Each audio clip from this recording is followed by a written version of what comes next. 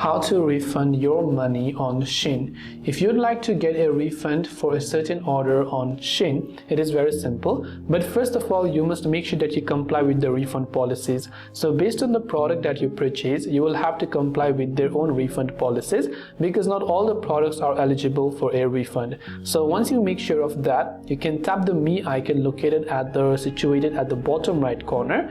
Once you've done that, at the top you can see My Orders and you can see View All. Go to View All button. Here you'll be able to see a list of all the orders that you have. So when you go to that certain order, you'll find the option to request or refund for that order. So when you select that, you'll be able to enter a reason as to why you want to request a refund, and as long as you are within the refund policy or the refund guidelines, you should be able to get the refund and return the product. That's all it takes for you to refund your money on Shein. I hope the video helped you out. If you have got any further questions, feel free to also leave them down in the comments below. As always, thanks for watching till the very end of this tutorial, and see you soon in the next video.